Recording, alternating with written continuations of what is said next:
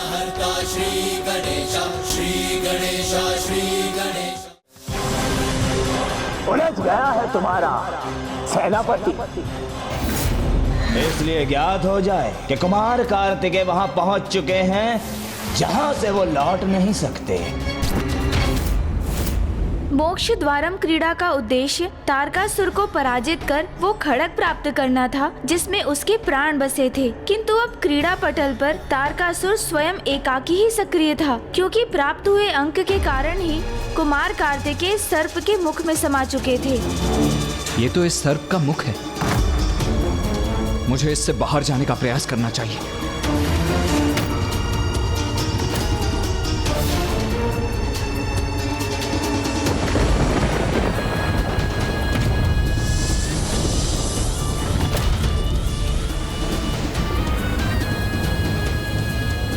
मुक्त करो, बाहर जाने दो मुझे। अब ये दुष्ट अपना शीश झुकाकर मेरा संतुलन बिगाड़ रहा है।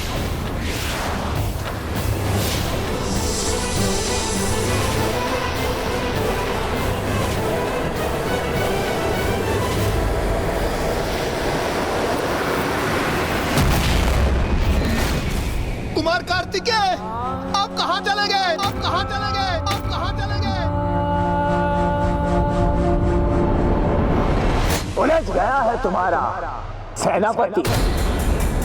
अब जैसे जैसे एक एक पल बीत रहा, उसके लौटने की संभावना क्षीण होती जा रही है।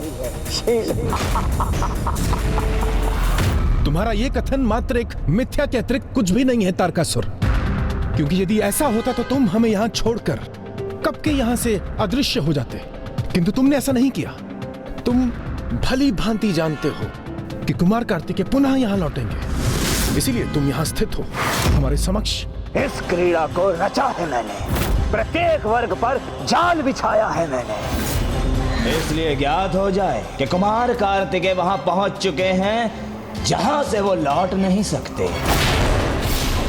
महाराज की जय, महाराज की जय, महाराज की जय, महाराज की जय। ये सब क्या हो रहा है यहाँ? ये कहाँ आ गया हूँ मैं? महाराज की जय, महाराज की जय।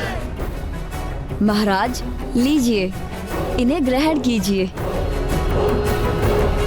नहीं, यहाँ कहीं कुछ भूल हो रही है आप लोगों से। मैं आपका महाराज नहीं हूँ। महाराज, ये सुंदर नगर है और हम सब सुंदर नगर के वासी। कब से आपके आगमन की और आपके द्वारा यहाँ के राज सिंहासन संभालने की प्रतीक्षा कर रहे हैं। ये सब आपका ही है और हम सब आपकी प्रजा। मुझे तो सर्प ने निकला था, मैं यहाँ कैसे आ गया?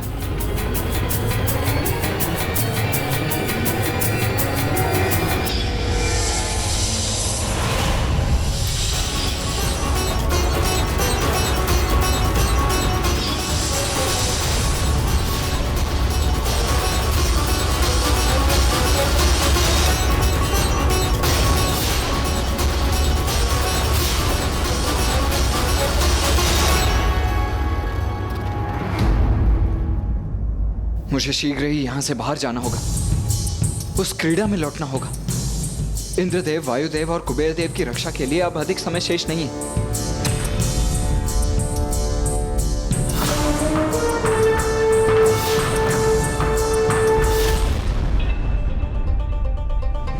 यहाँ जहाँ तक आपकी दृष्टि जा रही है वो सब कुछ आप ही का है महाराज।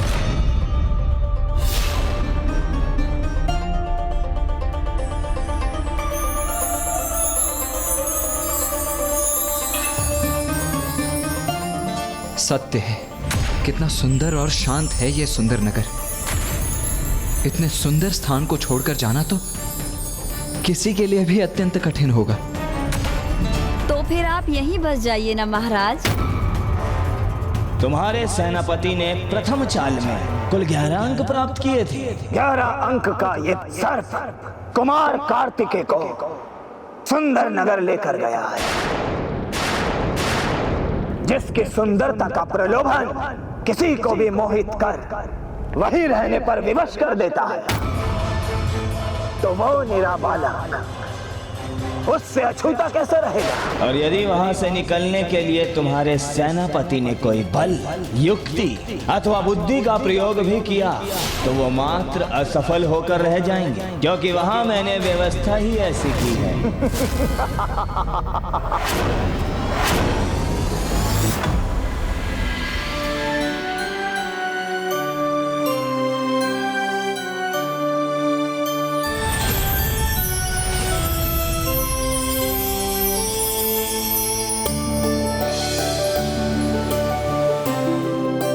ऐसा अद्भुत स्थान जहाँ सर्वत्र सुंदरता और शांति है, ये वातावरण मेरे यहाँ वास करने के लिए सर्वथा उपयुक्त है। महाराज की जय, महाराज की जय। कुमार कार्तिकेय के देव सेनापति पद पर स्थापित होने हेतु उनके अभिषेक का शुभारंभ हो। देव सेनापति कुमार कार्तिकेय की। पुत्र, देव सेनापति हो तुम, देवताओं की रक्षा अब दायित्व है तुम्हारा। जाओ अपना दायित्व निभाओ।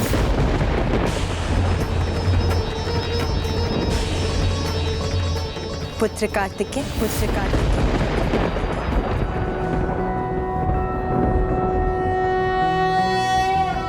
ॐ ज्ञानिनामपि चेतांसि देवी भगवती हि सा। मुझे क्षमा कर दीजिए माँ, अपनी क्षणिक दुर्बलता के प्रभाव में इस सुंदर नगर के प्रलोभन में आकर मैं अपने कर्तव्य का परित्याग कर यहाँ वास करने का विचार कर बैठा था। पुत्र, ये क्रीड़ा ही कुछ ऐसी है, मोक्ष द्वार अथवा मोक्ष पट्टम जीवन की ही यात्रा की प्रतीक है। जो इसमें उत्तम आचरण करता है, अच्छाई के मार्ग पर चलता है, वो जीवन में ऊपर की ओर बढ़ता है। और जब कोई किसी प्रलोभन में आता है तो उसे दुर्भाग्य रूपी सर्प डसता है। तुम सर्प से चित्रित उस वर्ग में जाके स्थित हुए जो लोभ का प्रतीक है। इसीलिए तुम सुंदर नगर पहुंच गए। ये मात्र एक माया है, संसार की माया, जो व्यक्ति को अपनी ओर आकर्षित करती और उसे उसके उद्देश्य से भटका देती। और स्मरण रखना पुत्र, यदि इस माया में उलझे तो पुनः भटक जाओगे। मैं समझ गया माता, मेरा मार्गदर्शन करने के लिए आपको कोटि कोटि धन्यवाद।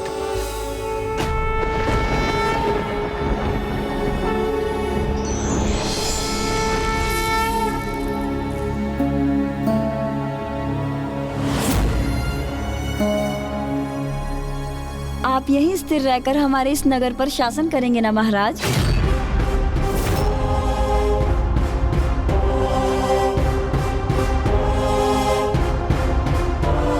मुझे इतना सम्मान देने के लिए आप सभी का धन्यवाद। किंतु मैं आपके राजा के पद पर स्थापित नहीं हो सकता।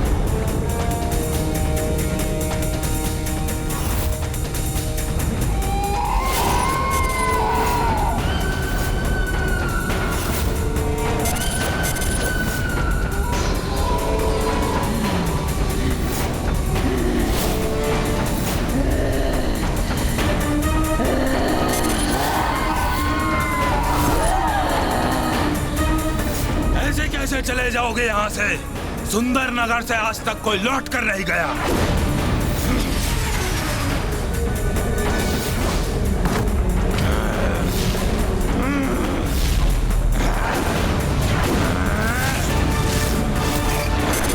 नहीं जा सकोगे यहाँ से।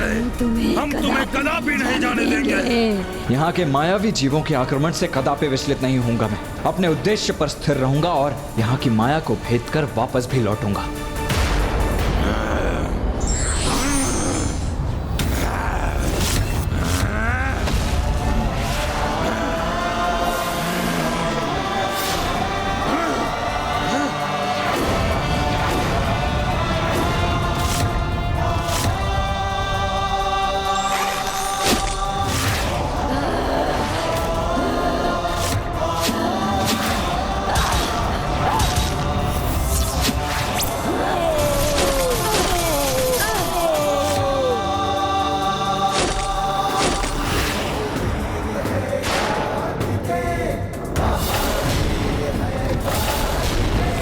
है सत्य प्रलोभन रूपी सुंदर नगर का।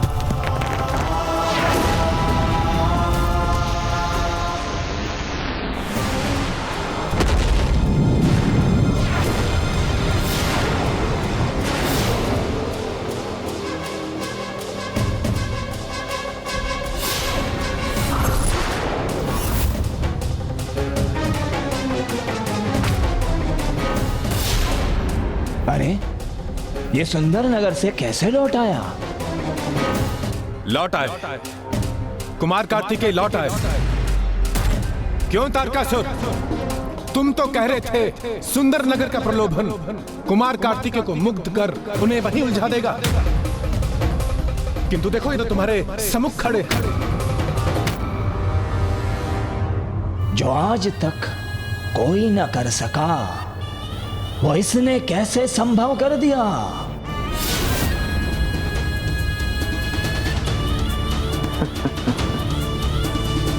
कुमार कार्तिकेय के लौटने मात्र से क्या होगा?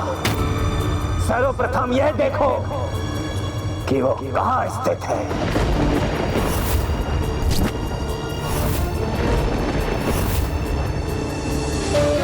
11 से 7 तुम तो पीछे छूट गए कुमार कार्तिकेय, अब क्या करो?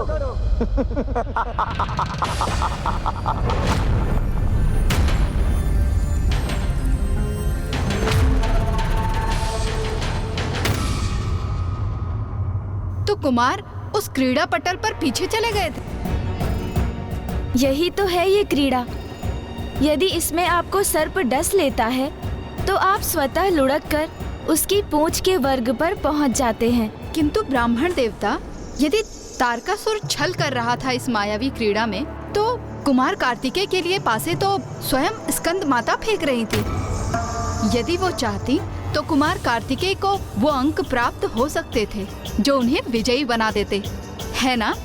तब माता और तारकासुर में क्या भेद रह जाता माता? छल कपट माया ये तो एक असुर के अवगुण है, आसुरी प्रवृत्ति के प्रतीक हैं।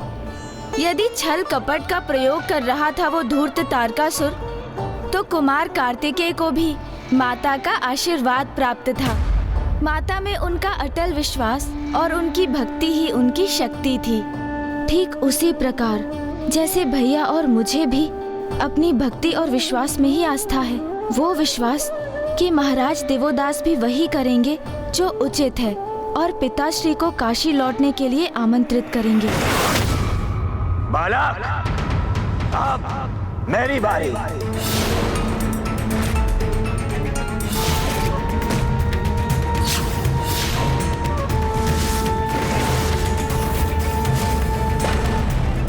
इस दुष्ट को कोई ऐसा अंक ना आ जाए जिससे ये और अधिक आगे बढ़ जाए।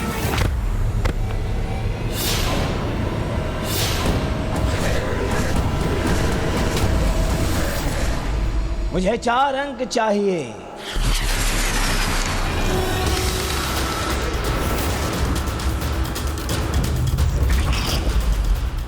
4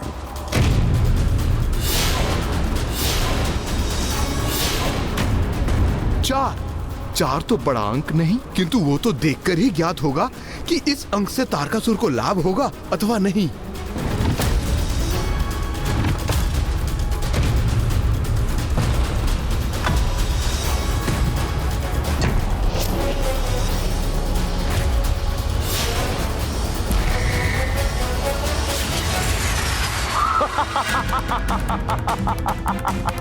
ये क्या? अरे वाह, एक और सीढ़ी प्राप्त हो गई है मुझे।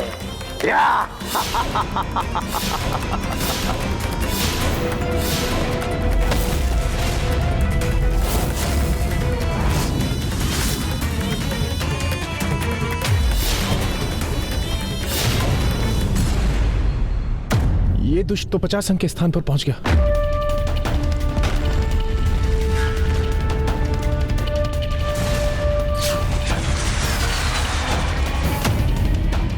ये ऐसे ही आगे बढ़ते रहे तो हम यहाँ से कभी मुक्त नहीं हो सकेंगे।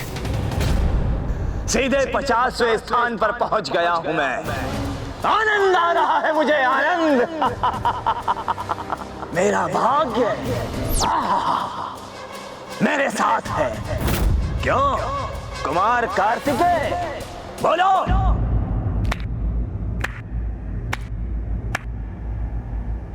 भाग्य का स्वभाव बहुत ही विचित्र होता है तारकासुर। वो कब कैसे पलटकर किसी का दुर्भाग्य बन जाए ये किसी को ज्ञात नहीं। इसीलिए जब तक तुम्हारा भाग्य तुम्हारा साथ दे रहा है उसका आनंद ले लो।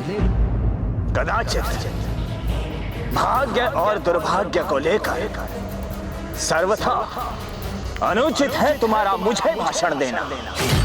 अरे इतनी ऊंचाई से जहां पर मैं पहुंच चुका, अत्यंत दुर्बल दिख रहा है मुझे तुम्हारा भाग्य कार्तिकेय।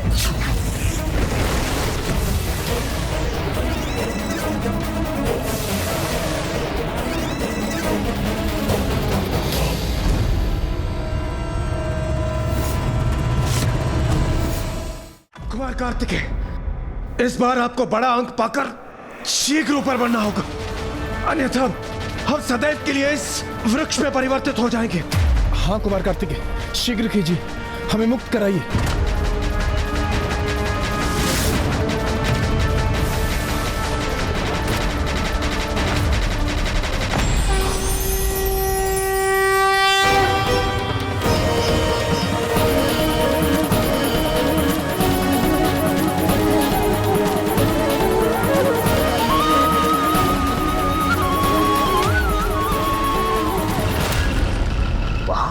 किस पर अपनी दृष्टि साध रहा है ये?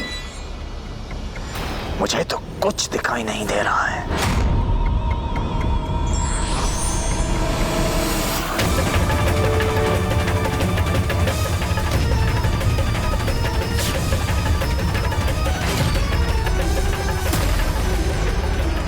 कुमार कार्तिकेय को इस चाल में आगे बढ़ने के लिए 10वें अंक के वर्ग तक पहुंचना होगा।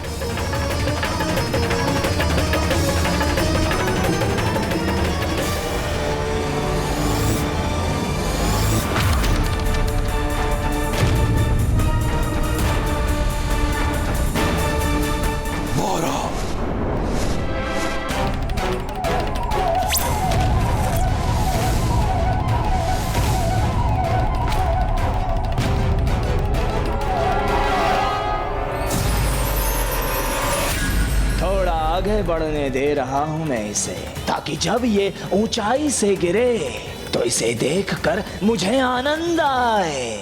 यदि कुमार कार्तिकेय इसी प्रकार धीमी गति से आगे बढ़ते रहे तो अरे तारकासुर को पार कर खड़ग को प्राप्त करने में वर्षों बीत जाएंगे। देवराज, कुमार कार्तिकेय अपनी इच्छा से विलंब नहीं कर रहे हैं। जो अंक उनके भाग्य में है वही प्राप्त हो रहे हैं उन्हें। उचित है वायुदेव, आपका कथन सर्वथा उचित है, किंतु इस क्रीड़ा में कुमार कार्तिकेय ने अपने भाग्य के साथ हमारे भाग्य को जोड़कर क्या उचित किया? लो देखो, अब पुनः मेरी बारी है।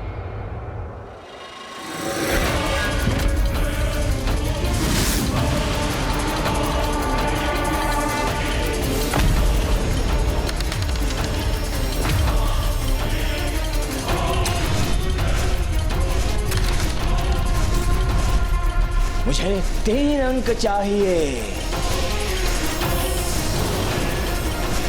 3।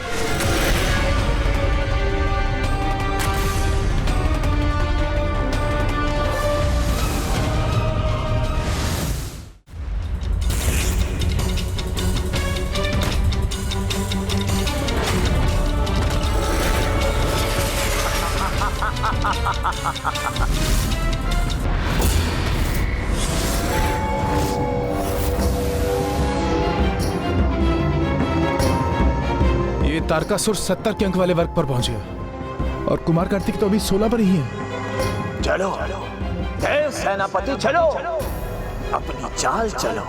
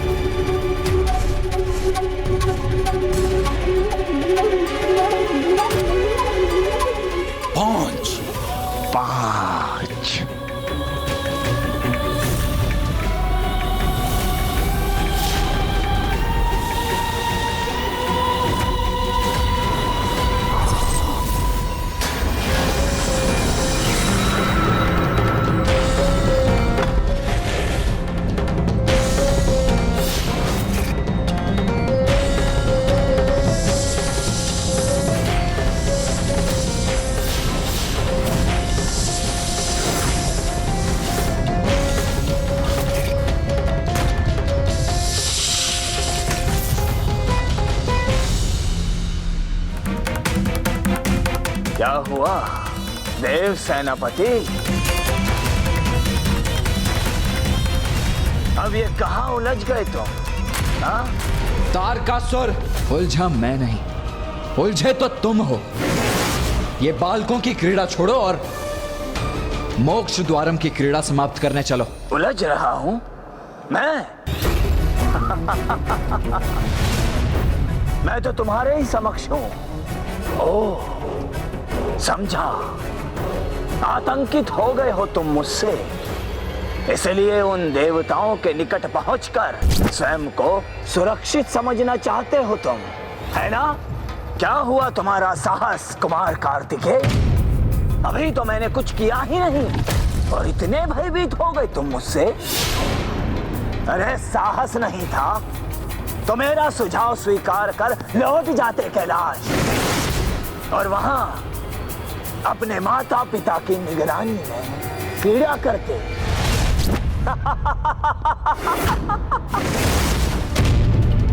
प्रतीत होता है इस बालक को क्रोध आ रहा है, तो क्या प्रतिशोध लेना चाहते हो तुम मुझसे? प्राप्त हुए अंक के अनुसार कुमार कार्तिकेय जिस वर्ग पर पहुंच चुके थे वो क्रोध को दर्शा रहा था।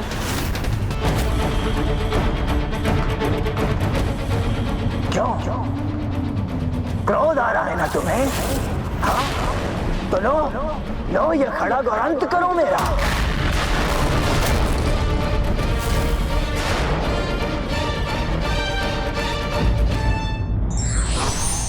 छल क्षणिक सफलता दे सकता है, किंतु उसका दूरगामी परिणाम सुखद ही हो ये निश्चित नहीं है।